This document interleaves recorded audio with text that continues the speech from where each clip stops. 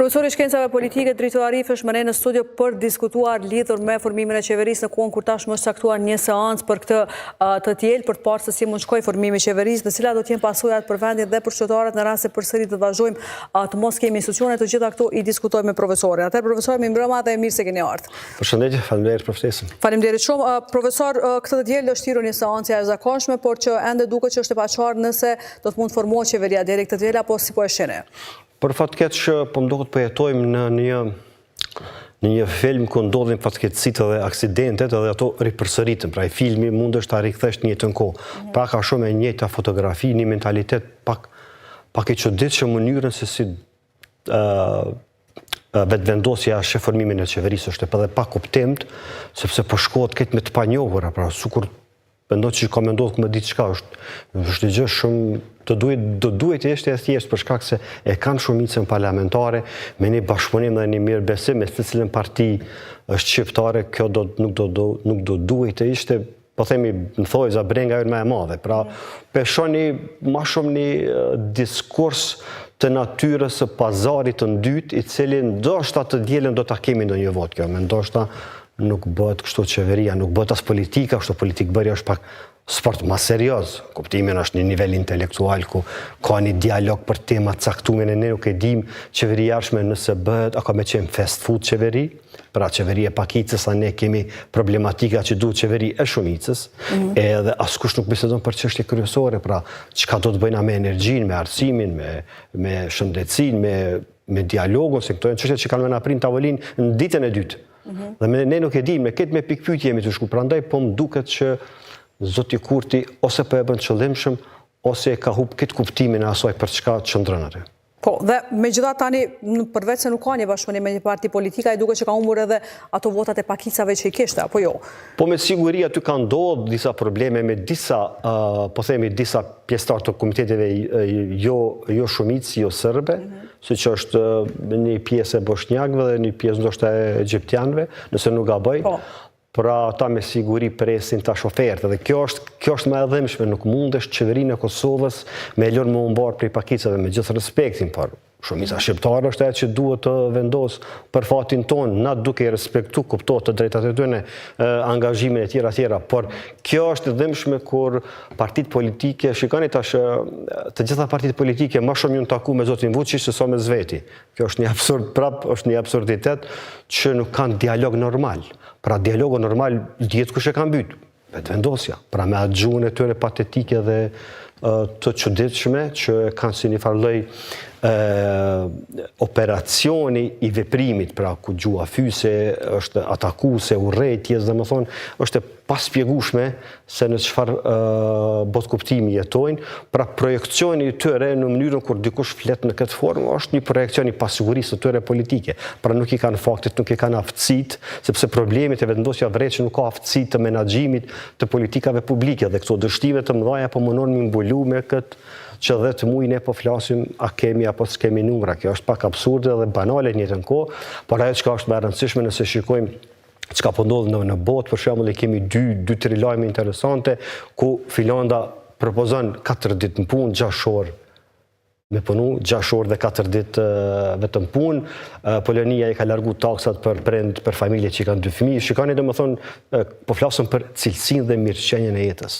Ne për cilësinë dhe mirëqenien e jetës Kosova askush nuk diskuton, edhe për fat keq elita intelektuale ka rënë në këtë kurthin e gjuhës së urrëties. Pra, në farë mënyre, për shkak se vetëvendosja është partia më e fuqishme, e ka shëndru politikën në një format të fancave të futbollit, pra ku gjithçka shkon me emocion, se vetëm futboll ka emocion dhe sharje. Pra në farë mënyre viktimizimi dhe sharja ju mbo, si më thon, sinonim i kësaj qeverisë. Po, dhe ai ka konvenuar profesor gjatë kësaj situate? Po që mund t'i konvenoj ati ndoshta personalisht, por shtetit Kosovës, shoqërisë Kosovës nuk i mungon. Ne shikoni vetëm për vitin e kaluar, nëse janë të sakta, e që besoj që janë shifrat e Agjencionit të Statistikave të Kosovës, vetëm në vitin e kaluar 37.000 njerëz kosovar kanë emigruar prej Kosovës. 37.000 vetë. Kjo është gati gjysa e qytetit të Gjilanit. Pak më pak se gjysa. Imagjinoj për 3 vjet i bie një Gjilan të zbrasët. Më thonë, ku jenë politika tona, se aty ka probleme, nuk ka probleme vetëm paga dhe mirëqenia. Ne nuk e dim, sepse s'kemi hulumtime të bazuara në fakte, të testuara që emigrimi po ndodh për 7-8 arsye. Dhe ne tani që ato 7-8 arsye duhet të japën përgjigje. E përgjigja ne nuk kemi përgjigje, ne kemi përgjigje vetëm a kemi as kemi numrat, një 12 muaj mi hu për këtë çështje. Mos flasëm për dëmet që do të na bëhen në politikën e jashtme në kuptimin e thithjes së fundit. Çfarë ndodh profesor me cilësinë e jetës së qytetarëve që jetojnë këtu gjatë këtyre muajve pa qeveri dhe pa kuvend? Po shiko, ajo qytetari ka jeton edhe me 600 euro, po jeton edhe me 6.000 euro. Normalisht që është jeton shumë më mirë, por në varet çush e definojmë ne çat jetesën, çat mirëqenien, a është më e mirë, a ka qenë më e mirë, a mund të bëhet më e mirë, pra duke ditë që kjo sezona dimror është gjithmonë është më e shtrenjtë. Në fundit ishte që shqetësimi kryesor mbetet inflacioni. Absolutisht, po shikoni se për na them ne nuk analizojmë detajet. Detajet janë ato që na japin fotografinë më të pastër dhe më objektive. Pra sot një pagë, nëse themi që paga mesatare është dikon rreth 600 euro, ajo nuk e ka vlerën e 600 euro. Për shkak të inflacionit i bie dikon nëse nuk gaboj 480 euro për as. Shikoni, kjo është start tregon që mirëqenia e qytetarit ka ra. Ne mund të flasim fantazira sa dojmë, por kjo është realiteti që e prek qytetarin e Kosovës në çdo ditë. Po megjithatë profesor, cili do duhet të ishte ndoshta reagimi qytetar që ti bënte të reflektonin këto parti politike apo duhet përmes votës kjo shkoj? Pyetje 1 milionshe, po pyetje shumë e mirë, sepse problemi është edhe te partitë të tjera. Pra ka munges të theksuar të leadershipit. Pra leadershipi i dy partive të mëdha shqiptare, Partisë Demokratike dhe Lidhjes Demokratike, është në një comfort zone, po presin vetëm këta me gabu. Normalisht këta kanë me gabu. Mirë po qytetarë, si thati, qytetarë gjithmonë kërkojnë një lider i cili e merr për bazë disa çështje të rëndësishme të shoqërisë që për t'i elaboru në një formë pak më të thelluar dhe për ta ndjekur një lider, pra kërkohet punë shumë angazhim. Në mënyrën se si opozita e bën angazhimin apo këto dy partitë të mëdha shqiptare, leshëm për të dëshiruar edhe prandaj qytetarët kanë mbetur, po themi, në një hije të asaj, sepse nuk kanë lider që i udhëheq për ta kërkuar, po themi, cilësinë dhe mirëqenien e jetës. Po, dhe nëse flasim tani për të dielën, për seancën e së dielës, në rast se dështon formimi i qeverisë, cili mendoni që do të jetë versioni i arshëm? Pritja nga ana presidentes për t'ia dhënë mandatarit dytë apo një takimi partive dhe me presidenten për të kërkuar zgjedhje të jashtëzakonshme, të parakoshme? Po shikoj, këto janë marrëveshjet politike, mund të ndodhin të dyja, që presidentja ta provoj normalisht që ta gjej edhe ne kanë mandatar të dytë, sa më rëndësi për cilës partit parës, dytës, tretës, që ta provojnë, por siç po duket rrethonat aktuale, klima politike nuk është për një qeveri, sepse duke i ditur ato që i thash, që kemi problematika të mëdha, jo vetëm në politikën e jashtme, por pikërisht në ato politikën e brendshme, energjia,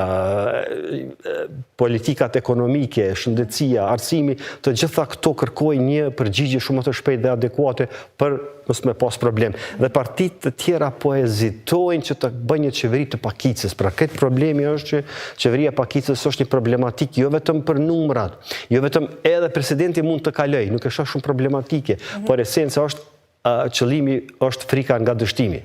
Pra a mund të dështojmë në shumë politika, sepse nëse nuk i ketë edhe numra apo më shumë, atëherë rrezikshmëria është e madhe që në zgjedhjet e ardhshme kudo që mbahen mund të kesh humbje shumë të mëdha. Pra kjo është edhe frika të cilët ta liderët e kanë që nuk duhet ta kishin, sepse pikërisht në kohë krizash tregohen liderët e mëdhaj, pra marrin përgjegjësi, sepse peshot që këto po aludohet shumë që Zoran Zaevi ka humbur, ai ka humbur personalisht, po Maxhonia është sot anëtare e NATO-s. Pra e ka bërë një sakrificë personale për shtetin. Po, do të mbahet mend ndoshta kontributi. Absolutisht, edhe është i përmendur në librin e Angela Merkel, i vetmi lider i Ballkanit Perëndimor, sepse e ka sakrifikuar karrierën e politike, por Maqedoninë e ka futur në NATO. Pra kjo kështu duhet të mendohet, kështu e ka lider politik, pra ose e merr e bën me gjithë dëshirë dhe vullnet dhe pasion, ose e bën këtë mënyrë robotike që shpjegojnë të gjithë liderët pa përjashtim. Ajo që mund të ndodhë nëse nuk ka një mandatar të dytë, me siguri me marrëveshje do të mirën vesh që s'ka as mandatari i dytë, nuk i ka numrat dhe presidenti atëherë do të detyrohet që ta çojë vendin në zgjedhje të jashtëzakonshme brenda jo më larg se 45 ditë. Po, dhe profesor, si e ke pa këtë idenë e Lidhjes Demokratike për qeveri teknike, përmendja edhe më herët deputeti Lidhjes Demokratike, por që nuk duket që ka pas interesim. A ka mundur vetëndosja ndoshta sidomos çështjen e presidentit që ofronte lidhjes demokratike, a do të ishte e mundshme që LDK-ja me këtë marrëveshje të hynte në një koalicion? Dy çështje janë këto. Po të flasim për dytën njerë, për shumë mesrute e para. E dyta është, nuk besoj që kishim pranu LDK-ja me morë vetëm presidentin, për shkak të përvojëve të kaluarës, sepse vetëvendosja nuk njihet që partia ka një konsistencë. Pra sot me ty dashurohet, nesër të pushkaton, në figurative, për them. Pra, jo konsistenca e VV-s në partneritet me partit e ka dëshmu që asnjë parti e madhe shqiptare nuk po dëshiron të bashkëpunojë pikërisht për shkak sepse në një mëngjes mund t'i thotë nuk kemi më bashkë. Prandaj mendoj që kjo është alternativë e humbur pikërisht nga vetëvendosja, thash mënyrën, gjuhën dhe se si e përdorim.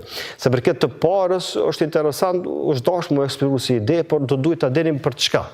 Pra, çfarë afati kohor duhet të ketë, kush do ta udhëheqë, shumë më rëndësi kush e udhëheq qeverinë, a e ka çaj qeveri teknike ose gjithë përfshirëse, shumë me rëndësi emri, po me rëndësi shpërmbajtja, a e ka mbështetjen e kuvendit për politika të mëdhaja, sepse në gjithë e dim problemi më i madh është zbatimi i marrëveshjes së Ohrit.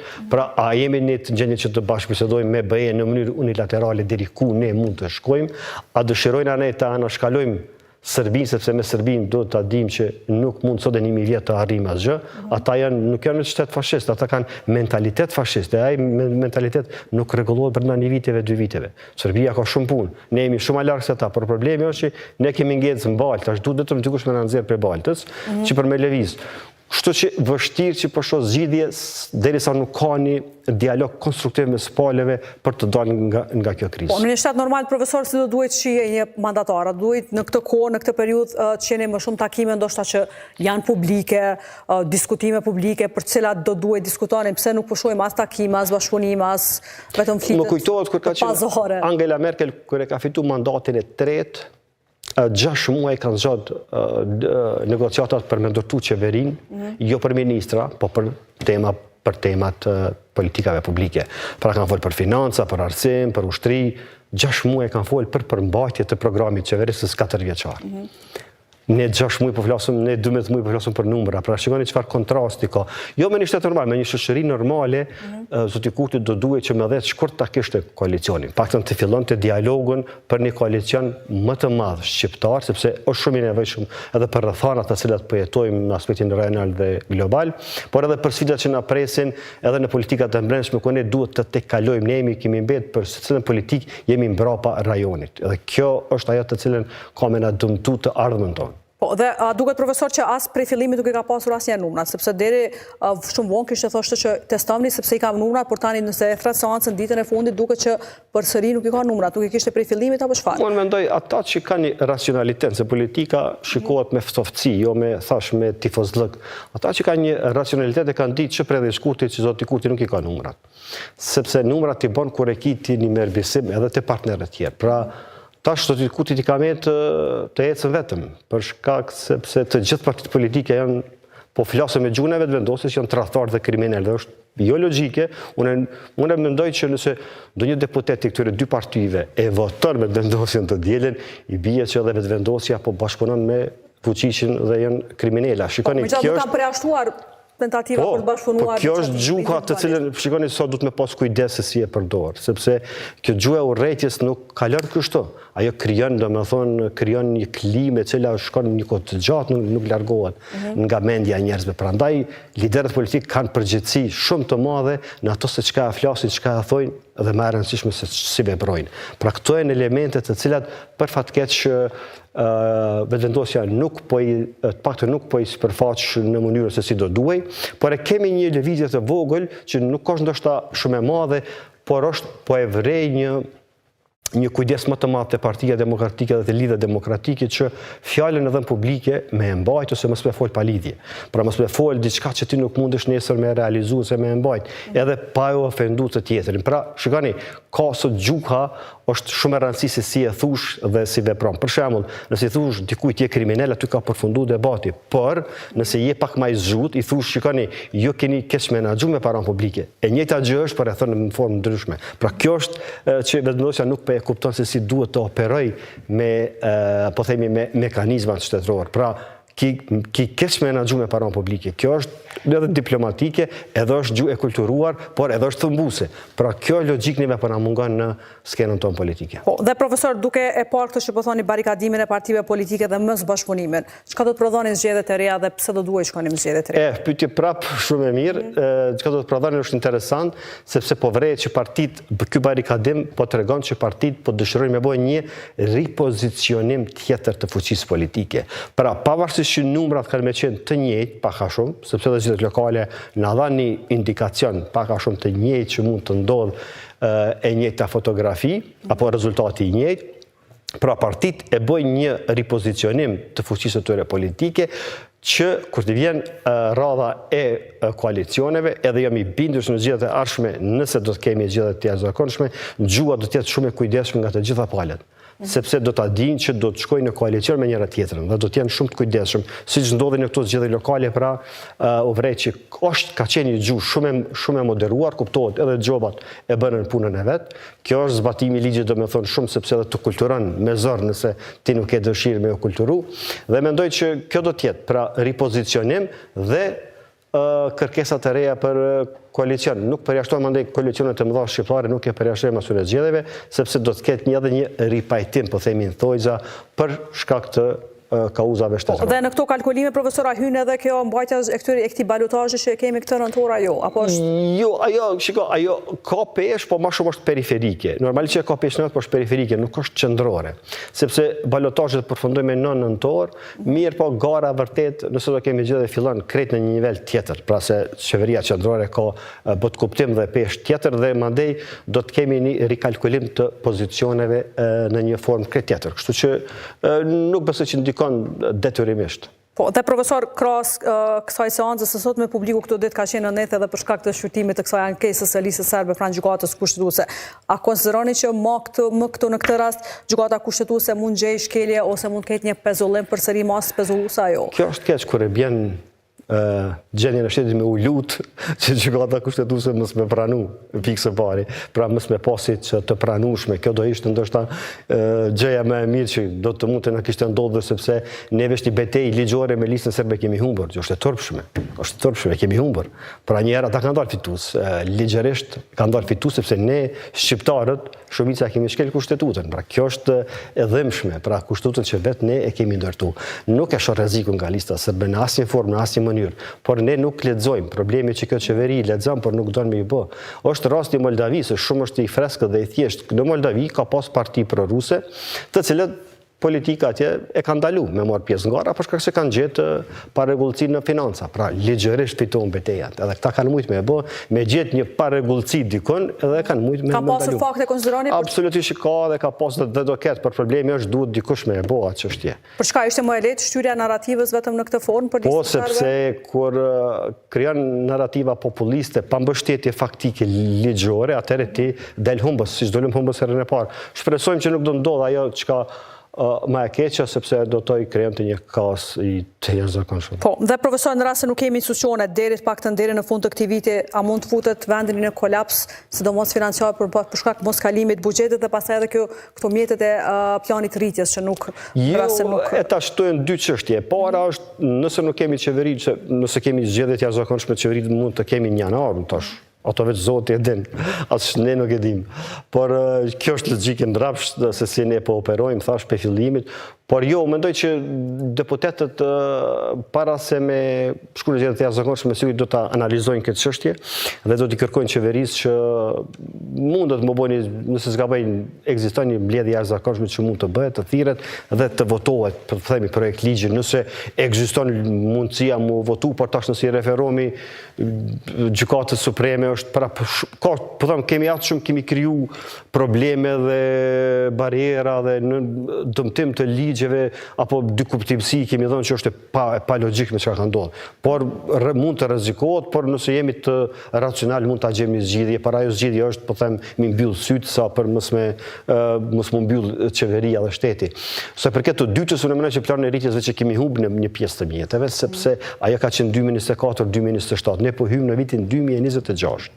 Dhe neve na mbetet më pak se 2 vjet me realizu krejt reforma që është e pamundur. Pra mbesim me reforma prapa? Jo, ne me reforma gjithsesi do mbesim prapa, ne veç qemi mbrapa. Problemi është që ne nuk do të mund të shfrytëzojmë të gjitha mjetet, mund të shfrytëzojmë një mesatare, për themi vetëm 50% që ne 880 milionëve. Pra kjo është humbje e madhe. Prekën shumë sektor këtu? Absolutisht që prekën, por kjo është humbje e madhe për shtetin dhe për mirëqenjen e qytetarëve, sepse reformat gjithmonë reflektojnë në mirëqenje dhe në cilësi të jetës. Prandaj thash, kemi politikanë që mendojnë vetëm për karrikat e tyre. Pra kjo vërejtje vjen për të gjitha partitë politike, por normalisht pesha më e madhe shkon atij që kanë më. Dhe profesor, kjo blokad, kjo qasje partive politike si reflekton në arenën ndërkombëtare, bashkëpunimin, integrimet evropiane të Kosovës? Shiko, Kosova integrime s'ka. Me këtë qasje shkaremi të bo nuk ka, ne edhe kur kemi pas qeveria, kemi pas probleme lemu pa qeveria, pa parlament.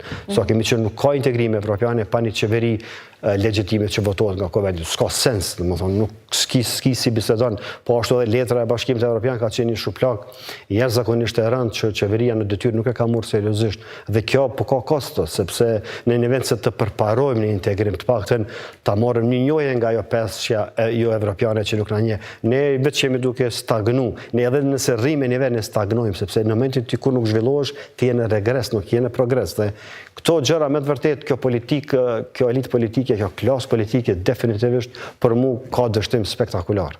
Po, dhe këto ditë sa i përket arenës ndërkombëtare, njëra ndër temat kryesore ka qenë heqja e masave. Shihni që brenda kësaj periudhe këtyre muajve mund shkojnë më shpejt heqja këtyre masave? Heqja e masave mund të ndodhë për shkak edhe reflektimit të BE-s, për shkak të gabimit që e ka bërë dhe një farë shpejtësisë e vendimit që e ka marrë për Kosovën me sankcionu me ato masa, dhe besoj po ashtu edhe kthimi i listës serbe në veri mund të jetë po ashtu depërshkallëzimi i situatës, pra ata ju integru, i kthejnë në komunat ku ata kanë me qeverisë, dhe kjo mendoj që është njëra prej arsyeve kryesore që masat mund të largohen, por duhet lobim i fuqishëm që të largohen më shpejt. Pra kjo është logjika pse na vyn qeveri, na duhet një qeveri legjitime.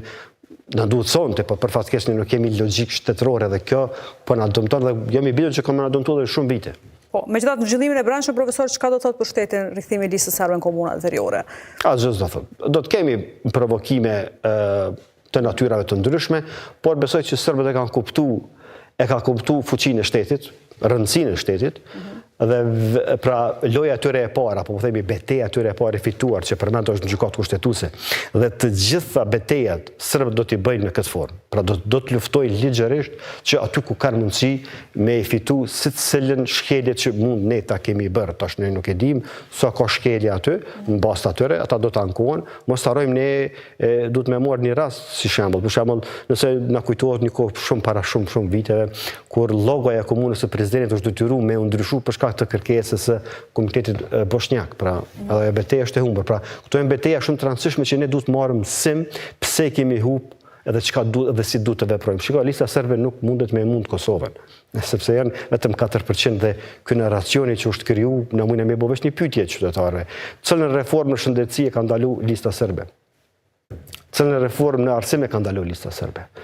A e ka ndalu lista serbe blerjen e armatimit? Pra shikoni, pra ato gjërat më kryesore lista serbe është e padukshme, e parëndësishme, inekzistente. Pra është shndruar vetëm një narrativ për të blokuar dhe për të sulmuar njëri tjetrin. Asnjë peshë nuk e ka në shtetin e Kosovës. Nëse s'na ka penguar me ble armatim atyre, ku problemi. Por është e vërtetë që na kanë ndihmuar pagën minimale me bë, na kujtohet bisedat me Mimoza Kusarin dhe Radoj Qiqin. Ato pe harrojmë, aty na kanë ndihmuar. Pra shikoni politikës kur i komenon diçka e sforcojnë, kur si komenon i japin gjyrim negativ. Kështu që prandaj thash gjua shumë është në rëndësi dhe narracioni, por ne jam i bindur që kjo gjuhë bëhet kur s'ka vizion. Pra në vend se sot të flisnim, siç potencova, si duhet të ulet në ora ditore e punës, ditët të ulen për shkak të zhvillohet familja më shumë se edhe ne kemi probleme me natalitetin, do t'i kemi, pra pse po ndodhe emigrimi, digitalizimi në shëndetësisë kur kush nuk e flet. Ne jemi shumë brapa me këtë çështje. Pra ka shumë tema që do duhet zoti Kurti t'i fleste, jo unë, mja rikujtu, e ai nuk i ka fol për 4 vite. Prandaj thash, problemi është kur nuk ki vizion se çfarë projekti don me zhvillu, atëherë mirë është me listën serbe me kësi gjëra të kota që nuk prodhojnë asnjë rezultat pozitiv për shtetin tonë. Po, atëherë profesor, falenderoj që ishe sot këtu me ne. I lutem, ishte kënaqësi. Faleminderit shumë. Dhe pas kësaj interviste tani është koha për bllokun e lajmeve të botës.